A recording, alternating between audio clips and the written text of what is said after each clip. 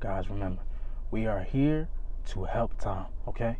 Not make him feel bad, not make him feel like he messed up. We're just here to help him, okay? So when he gets there, all right, here it comes down, here it comes down. What's going on, guys? How you doing, Tom? I know you don't know who I am, but my name is the Doctor. And your friends there have been telling me that... You know, somebody playing music? Mr. Dubois, my name is a pimp named Slickback, and this, sir, is an intervention. Who called this nigga?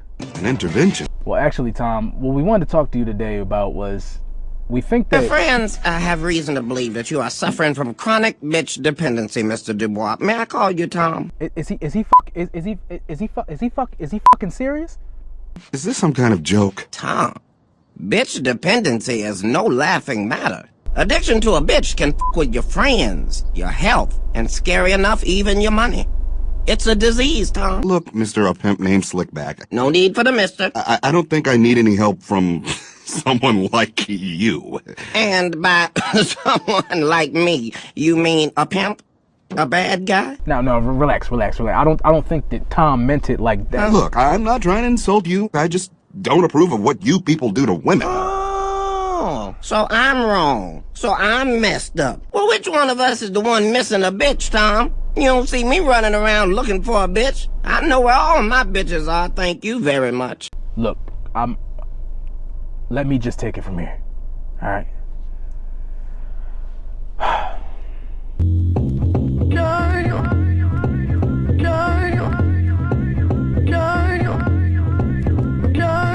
Used to tutu, but don't gotta shoot you. Still leave with your head wrapped like Badu used to. Almost bulletproof, the lyrics is the proof. Plus the flow is tsunami like waterproof the roof. And gangsta fake shit, y'all niggas ain't shit. The lead in your belly like I'm feeding you paint chips. No more contests on who's the nicest. Challenge my flow, brick flotation devices. Start back pacing, do you know who you facing? Leave a mark over your eye like punctuation. Get love from bad broads with bammers on them. Get flashed in the street like red lights with cameras on us. Out of the many humbling experiences in my life, I feel like one of the most humbling was when I came to terms with the fact that I was a codependent person when it came to relationships. Doctor, what is a codependent person? A codependent person is someone who has an unhealthy reliance on relationships, often sacrificing their own needs and well-being to care for or enable another person, particularly someone with substance abuse issues or other challenges.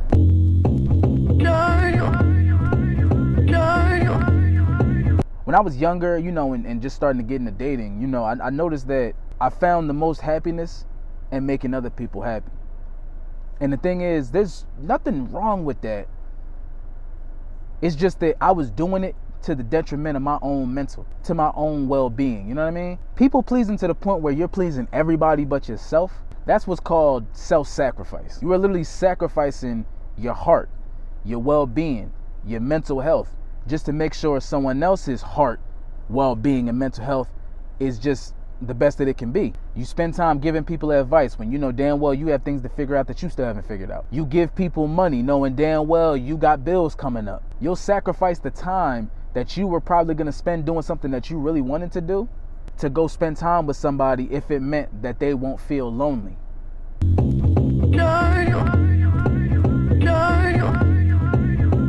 Majority of people, especially people in my generation, have low self-esteem and probably have had it since they were a kid. You don't really hold yourself in high regard like you should.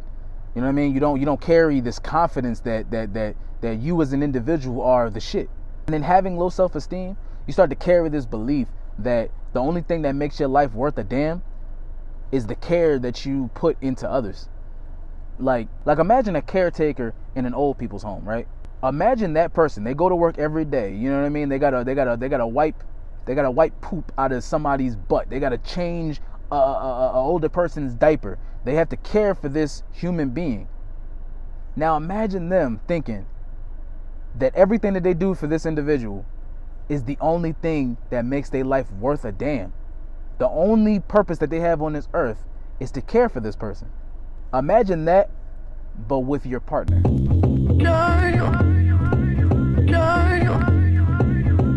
I can relate to being a codependent person and knowing that I have a lot of issues that I need to figure out. For a lot of people, Their issue is they might have abandonment issues, which is why they're so codependent on keeping this person in their lives no matter what happens. Because they would rather take the BS and let all the rocks fall on them if it meant that the person that they were codependent on didn't go anywhere. I can relate this a lot to the show Rick and Morty and the relationship that the character Rick Sanchez has with his daughter Beth.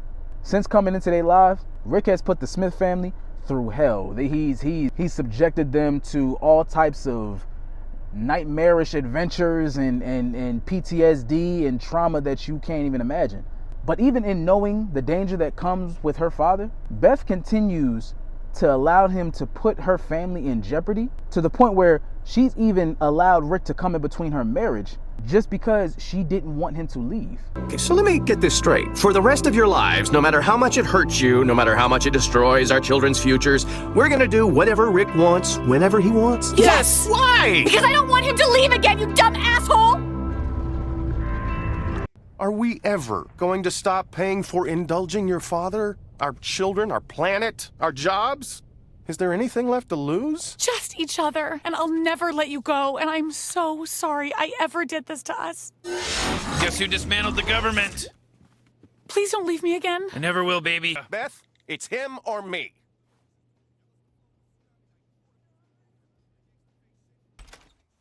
Jerry's going to spend some time divorced.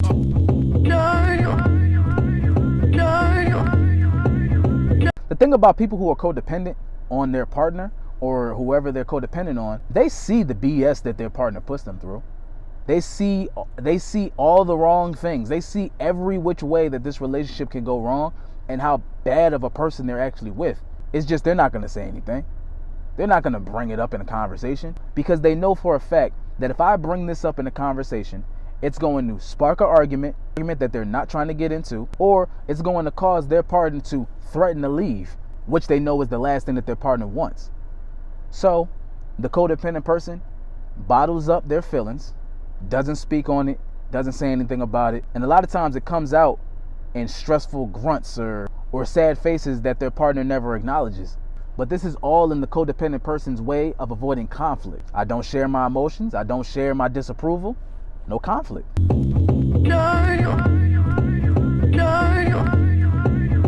One thing that we need to remember as human beings is that whatever we put out into the world is what we attract. If you're a codependent person, 9 times out of 10, you're going to attract another person who is just as codependent as you are. But the thing that two codependent people don't realize is that you are probably about to end up in one of the worst relationships that you could ever get into. But it's hard for two codependent people to realize it because the beginning of a codependent relationship starts with a sense of neediness and relation. And what I mean by that is two codependent people might spark a conversation with each other. The chemistry seems so well because they both feel like they're telling each other stories that both sides can relate to. Talking about past traumas with past relationships, talking about daddy issues, talking about, issues with your family, talking about all of these things that both sides are like, oh, wow, you totally get me. There's a name for that. It's called trauma bonding. Where two codependent people think that they're sharing great stories and having great chemistry with another person, in reality, you're just doing nothing but trading war stories back and forth. But what happens is both codependent people, they're hypnotized by the fact that they feel validated by somebody who they feel understands them. And a lot of times, out of the two of them, at least one of them has figured themselves out enough to where they can actually give the other person great advice on whatever they're going through. To the point where if the guy has a bunch of great advice for the female about what she's been going through, she starts to get hard eyes for the guy and feels like, this is the guy I've been looking for. This is my savior. This is the guy that's going to give me everything that I've ever wanted out of a guy.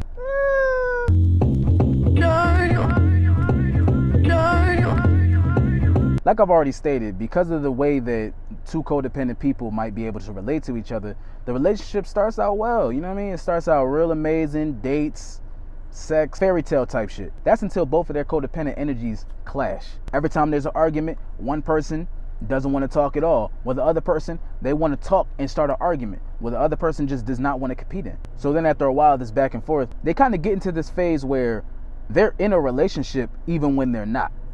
It's called the push-pull dynamic, where one person is pushing the other one away with their actions, their constant nagging, their constant wanting to argue, their constant wanting to get into it about the smallest little things. You're pushing your partner away, while at the same time, as soon as they do leave, you try to pull them right back. Even on the guy side, he might be the guy that doesn't want to share his feelings or talk about what he's going through. So instead of actually speaking up about it and having a conversation, he would rather say things that push her away, saying things that he doesn't mean, you know? And then when she really walks out the door, now he's trying to pull her right back. So now you're in a toxic relationship. Now you're in a situation where we break up and then we get back together. And then we break up and then we get back together. I push you away and then I pull you right back. Then she pushes him away and then she pulls him right back. And they're going to continue to be stuck in this push-pull thing because not only do they not want to address the real issues, but neither one of them can bring themselves to fully commit to any boundaries that they set for one another.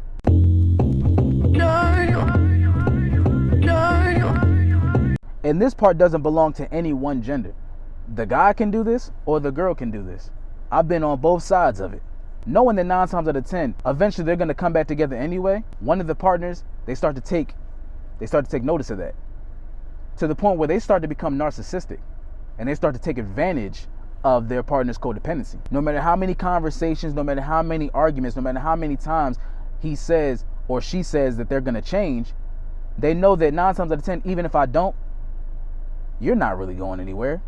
You're going to be right back here next to me, continuing to tell me the same things, and I'm going to continue to just do what I want because I know you're not going anywhere. And here's the messed up part about that. When you finally do get to a point where you feel like, you know what, I got somebody valid, I got somebody real good in my life, and you know what, I want to give my all to them. By the time that happens, by the time that triggers in your head, your partner is drained, angry, upset, and tired of all the BS, to the point where just the sight of you opening your mouth in their direction makes them look at you like this. Every time you wake up in the morning in the bed next to him, she turns her head looking at you like this. The girl could be in the bathroom brushing her teeth.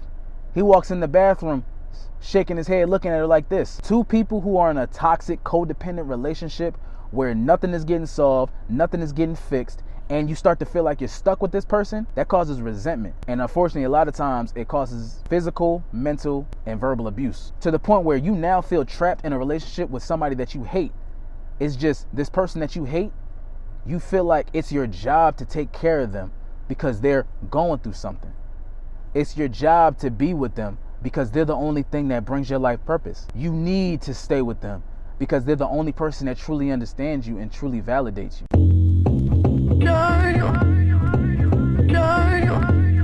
You got to talk to your partner.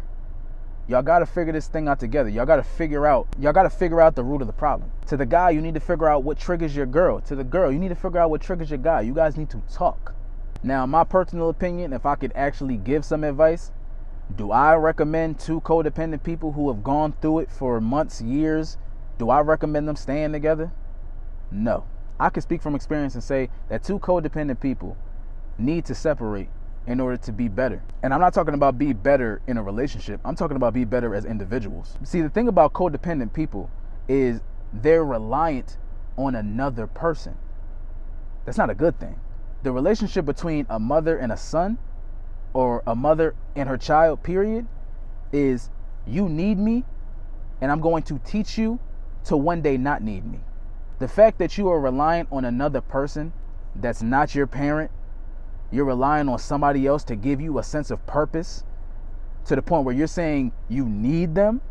You don't need another individual in your life. That's external. That's an external force. You don't need anything external. Does not add value to you. You need water. You need food. You need air. You don't need another person to talk to. You don't need another person to lean on about your emotions. The fact that you feel like you need someone tells me that you need to figure yourself out as an individual before you can give yourself to somebody else.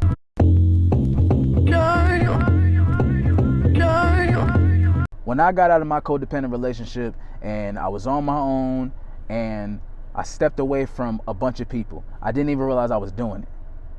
But it took me a minute to realize what I was doing, and that was an isolation journey.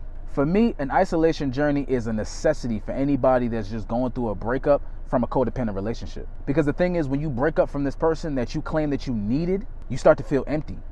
Because everything that you felt like you were pouring into that other person. And whether you were with them and you were acting like you didn't need them, when they're gone, that's when you really start to feel that. An isolation journey really gave me the opportunity to really focus on my self-care. Something that I didn't realize until I went on my isolation journey that I actually didn't put enough care into. You're so busy putting so much into the relationship that you have with this person that you tend to neglect the foundation, which is you, the individual. That's why a lot of people who go through breakups, they're so used to being tied to this one person that now that that person is gone, they feel like their whole life is over. They're not prioritizing their weight. They're overeating. They're not brushing their teeth. They're so depressed that they would rather let themselves decay and deteriorate than spend another day acting like they don't miss that person. That's not good. Tap back into things that you like to do as a kid, when you were just an individual and you didn't know anything about dating, you didn't know anything about feelings. You know, there's nothing wrong with tapping back into that kid version of you, because that kid version of you was your purest form. If you used to read when you were a kid, get back into reading books. If you used to like to go to the park when you were a kid, go out for a run, go work out outside, go touch grass. If you like working out when you were a teenager, go to the gym, go lift some weights, get through it. Put all your anger, all your feelings, all your emotions into lifting those weights. If you like watching movies as a kid, take yourself to the movie, go out on solo dates, take yourself out to eat, just spend time with yourself, get to know you as an individual, because a lot of us don't know who we are. And the only person that you know currently is that person that wants that individual who's not here anymore. An isolation journey can be good for filling up your cup, but it can also be good for figuring out issues that you didn't realize that you had. Why are you codependent on this person? Why do you feel like you can't be alone with yourself? Do you realize that a lot of us can't sit in our own thoughts? I want you to try this out. I want you to sit in silence for 2 straight minutes. Just sit on your bed in Indian style. Close your eyes and just meditate. No music, no sounds, no nothing. Just you and your thoughts in your head. Now, if the thoughts in your head scare you to the point where you need to distract yourself with some music, or you need to open your eyes and play on your phone, that's not a good thing. There's something going on up here that makes you want a distraction. And a lot of times that distraction can come in the form of human connection, which is why you always end up hopping back into a relationship with somebody. Even if it's not a romantic relationship, it might be a sex partner. You just need some type of human connection to distract yourself from the things that are happening inside of you or up in your head. An isolation journey is just that, isolation. It might be sad, it might be lonely, but if the benefit is figuring out yourself as an individual to the point where on the other side of it, you don't feel like you need somebody to sustain yourself, that's a positive in my eyes. The same love and need that you were putting into this individual, put it into yourself, because at the end of the day, that's all you have. That's all you really need.